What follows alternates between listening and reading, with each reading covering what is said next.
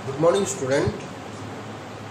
आज हम बात करते हैं औद्योगिकरण की प्रक्रिया या औद्योगिकरण का जो युग था उसके अंदर ब्रिटेन और कपास के इतिहास का जो संबंध है वो किस प्रकार का था। ब्रिटेन का कपास के साथ बड़ा ही गहरा संबंध था, क्योंकि सबसे पहले औद्योगिकरण की जो प्रक्रिया शुरू हुई थी वो कहाँ पे, इंग्लैंड के अंदर, और इसकी शुरुआत कब हुई थी, 1730 के अंदर, यानी 18वीं शताब्दी के दौरान 1730 में इंग्लैंड में औद्योगिकरण की जो प्रक्रिया हुई थी, यह सबसे पहले औद्योगिक क्रांति 1730 के अंदर कहाँ हुई थी, इंग्लैंड में। इस प्रकार ब्रिटेन और कपास का जो इतिहास है, या हम माने तो कपास का ब्रिटेन के साथ जो संबंध है वो बड़ा ही गहरा था, और इसका प्रमुख कारण था इंग्लैंड के अंदर सबसे पहले औद्योगिक क्रांति की शुरुआत होना, जो 1730 के अंदर हुई थी। क्या था, 1780 के दशक के अंदर, 1780 के दशक में इंग्लैंड के अंदर भारी मात्रा में जो है कारखाने खुलने शुरू हो गए थे, या अधिक मात्रा में जहाँ कारखानों की शुरुआत होती है तो उसको क्या बोला जाता है, औद्योगिकरण बोला जाता है। अब इन कारखानों के लिए ज़्यादा से ज़्यादा मात्रा में किसकी आवश्यकता थी, ज़्यादा मात्रा में कपास की आवश्यकता थी, और इन उद्योगों के अंदर कपास जो है किसके रूप में प्रयोग होता था, वो होता था कच्चे माल के रूप में। कच्चे माल के रूप में कपास का प्रयोग इन उद्योगों के अंदर होता था, और इस कच्चे माल के द्वारा विभिन्न उत्पाद बनाकर रेशा बनाया जाता था। फिर इसके साथ साथ जो रेशे से जो कपड़ा बनता था उसको आगे यूरोप के अन्य देशों के अंदर भेजा जाता था। अब कपास जो है, ब्रिटेन को भारी मात्रा में कपास की जब ज़रूरत थी तो कारखानों की जो संख्या है वो क्या है, बढ़ने लगी। कारखाने जब बढ़ने लगे तो इसके लिए उन्हें भारी मात्रा में कपास की आवश्यकता पड़ी, जो एक कच्चे माल के रूप में प्रयोग होता था। इसके साथ साथ इनकी मांग भी भारी मात्रा में बढ़ गई थी, और 1760 में ब्रिटेन ने कपास उद्योग की आवश्यकताओं की पूर्ति के लिए कपास का क्या आयात शुरू कर दिया था, आयात है उसने शुरू किया। आयात का मतलब क्या होता है, किसी भी औद्योगिक वस्तु के लिए जो कच्चा माल या पदार्थ जो होते हैं उसको बाहर देशों से मंगवाना।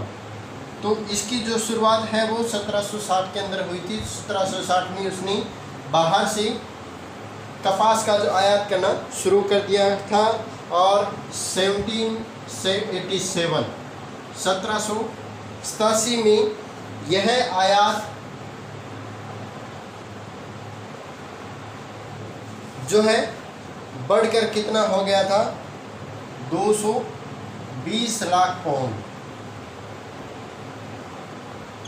220 लाख पाउंड जो है 1787 के अंदर कपास का जो आयात है वो बढ़कर हो गया था।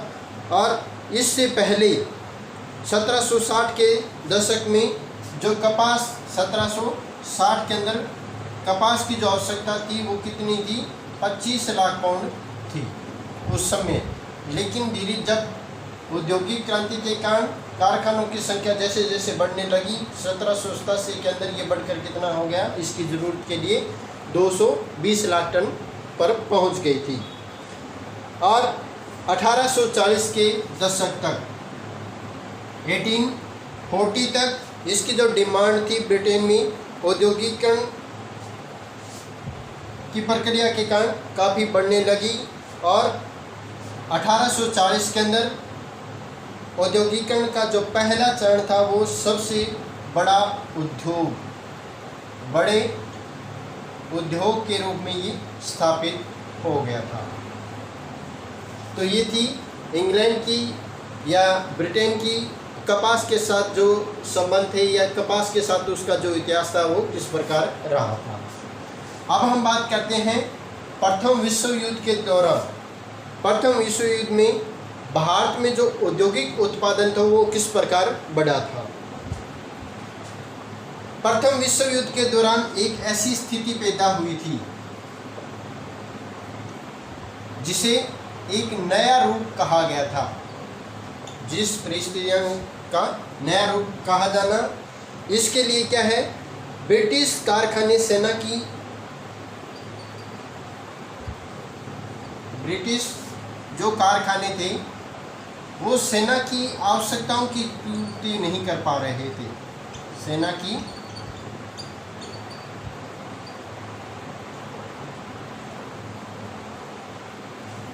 की आवश्यकताओं के लिए जो युद्ध सामग्री, सेना को जो युद्ध सामग्री की जो आवश्यकता पड़ रही थी उसकी पूर्ति नहीं कर पा रहे थे।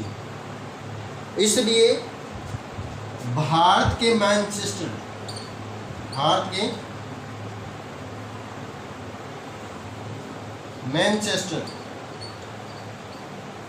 और भारत का मैनचेस्टर किसे कहा जाता है, अहमदाबाद को भारत का मैनचेस्टर कहा जाता है। इसी प्रकार इंग्लैंड में भी क्या है, मैनचेस्टर था। और मैनचेस्टर क्या होते हैं, मैनचेस्टर एक ऐसे बड़े औद्योगिक नगर होते हैं, बड़े नगर जहाँ पे ज़्यादा मात्रा में जो है उत्पादन हुआ करता था। इसी प्रकार ब्रिटेन का जो मैनचेस्टर था वो भी क्या है, किसके लिए जाना जाता था, सूती कपड़े के लिए जो है उत्पादन में बड़ी ही तीव्रता से यूरोप के अन्य देशों में इसका जो है नाम आ रहा था। इसी प्रकार भारत का मैनचेस्टर भी किसको कहा जाता है, अहमदाबाद को। अब क्या था, भारत के मैनचेस्टर के अंदर माल का जो आयात था वो क्या हो गया था, माल का आयात कम हो गया था और मांग क्या थी, बढ़ने लगी थी। इसलिए भारतीय जो उद्योग थे वो रातों रात क्या है, जो देसी बाज़ारों के लिए उनको अपना एक अलग पहचान बना ली थी। क्योंकि यहाँ से जो प्रथम विश्व युद्ध के दौरान जो माल की कमी हुई थी, जो उत्पादन उनको चाहिए था, तो इसलिए यहाँ के जो भारत के जो उद्योग थे उनकी डिमांड जो है काफ़ी बढ़ने लगी थी। अब क्या था, युद्ध था वो लंबा खिंच जाने के कारण भारतीय उद्योग प्रथम विश्व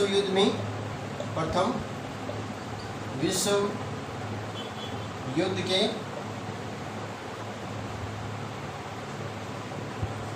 लंबे होने के कारण या उस जो युद्ध जो है काफ़ी लंबा खींच गया था और इसके कारण भारतीय कारखानों में, भारतीय जो कारखाने थे उसमें सेना के लिए विभिन्न प्रकार के जो उत्पाद थे उनकी डिमांड बढ़ने लगी थी, जिसमें प्रमुख तौर से थी जूट की बोरियां,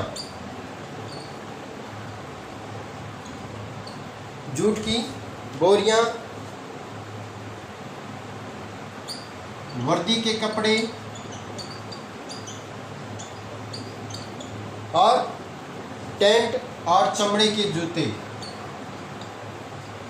यानी बंकर, जो सेनाएं होती है वो अपना बंकर बनाने के लिए जिस मोटे कपड़े की आवश्यकता होती है, जिससे टेंट बनाए जाते हैं, या रहने के लिए जो टेंट बनाए जाते हैं, तो उसको बनाने के लिए जो कपड़ा था, वर्दी का कपड़ा था, इसके साथ साथ जूते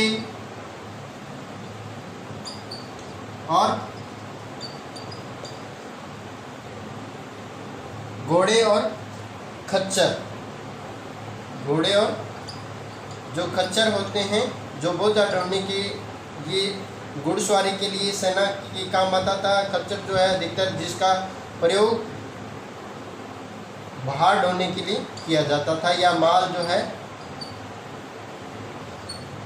बड़े स्थानों पर पहुंचाने, ऊंचाई पर पहुंचाने के लिए इसका प्रयोग करते थे। और घोड़े का प्रयोग सैनिक अपने लिए करते थे यात्रा करने के लिए।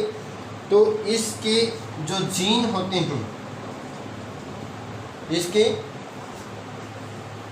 जीन आदि जो है सामान यहाँ से बनाए जाते थे और इसके लिए नए कारखाने भी लगाए गए थे। पुराने कारखाने क्या है, कई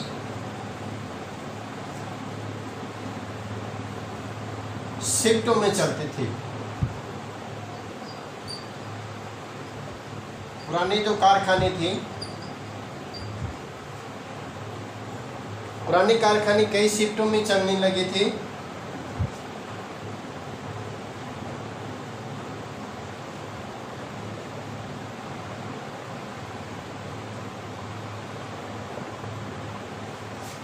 अब इसके लिए अनेक मजदूरों पर क्या है, काम पे रखा गया था। इसके लिए कारखानों में जो मजदूर थे वो ज़्यादा रखा जाने लगा, ज़्यादा मजदूरों की यहाँ पे आवश्यकता पड़ने लगी।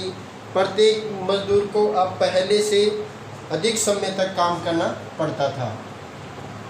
मजदूर अधिक थे और इसके लिए समय भी क्या है, अधिक आवश्यकता उसकी पड़ने लगी। फलस्वरूप युद्ध के दौरान जो है भारतीय जो कारखाने थे उनका औद्योगिक जो उत्पादन है वो काफ़ी बढ़ चुका था।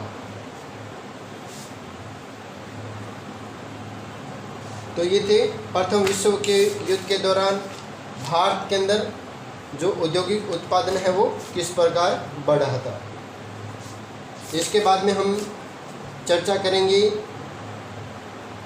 18वीं शताब्दी के दौरान ग्रामीण क्षेत्रों के किसान और जो दस्तकार होते थे उनके लिए व्यापारियों के रूप में काम करना किस प्रकार स्वीकार किया गया था।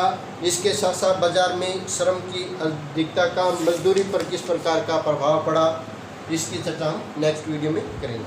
Thank you.